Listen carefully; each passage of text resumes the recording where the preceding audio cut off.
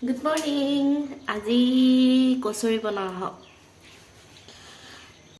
কচুৰি বনাবলৈ এইফালে মগু তিয়াই ৰাখিছিলোঁ, চাটুৱা, পিঁয়াজ আৰু মছলা। এয়া মই ডোটো বনাই লৈছোঁ। এয়া মই লৈছোঁ আটা, তাৰপিছত ইয়াত অলপ দিছোঁ ৰিফাইন তেল, নিমখ, তাৰপিছত অলপ কুহুমীয়া গৰম পানী দি পেলাই এইখিনি এটা চফ্টকৈ ডো বনাই লৈছোঁ। তাৰপিছতে মই ইয়াতে অলপ ৰিফাইন তেল সানি 10 মিনিটৰ কাৰণে ৰাখি দিম। তাৰপিছত কচুৰিৰ ভিতৰত দিবলৈ ষ্টাফিংটো বনাই লৈছোঁ। ইয়াত দিছোঁ ঘি দিলে মানে খাবলৈ ভাল লাগে, সেইটো কাৰণে মই ঘি দি লৈছোঁ। ইয়াত দিছোঁ পিঁয়াজ, তাৰপিছতে হালধি, নিমখ, জিৰা ধনিয়া পাউডাৰ আৰু অলপ জালুকৰ গুড়া।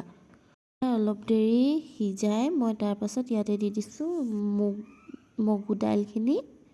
এইখিনিও অলপ দেৰি সিজাই পেলাই মই ইয়াতে দি দিছোঁ চাটুৱা। তাৰপিছতে এইখিনি হৈ গ'ল। মোৰ কিন্তু চাটুৱা পৰিমাণটো অলপ বেছি হ'ল, একো নাই, প্ৰথমবাৰ ট্ৰাই কৰিছোঁ, নেক্সট টাইম বনালে ভাল হ'ব। যোনখিনি আটা মঠি থৈছিলোঁ সেইখিনি সৰু সৰু লাডু কৰি পেলাই ইয়াতে বেলি পেলাই মই ইয়াতে ষ্টাফিংটো অলপ অলপ ভৰাই যাম। তাৰপিছত এই গোটেইখিনি বনাই পেলাই মই এইখিনি গোটেইখিনি ৰাখি লৈছোঁ। তাৰপাছতে কেৰাহী এখন পাতি ৰিফাইন তেল অলপ দি, এয়া আহি গ'ল মোৰ হেল্পাৰ, তেখেতে দি গৈছে সেই গৰম তেলতে এটা এটাকৈ। যিহেতু বতৰটো ঠাণ্ডা, কি খাওঁ কি নাখাওঁ তেনেকুৱা লাগি থাকে। আপোনালোকৰ হয় নাই বাৰু এনেকুৱা ডাৱৰীয়া বতৰত কি খাওঁ কি নাখাওঁ? তাৰপিছত এয়া মোৰ কচুৰি ৰেডি হৈ গ'ল।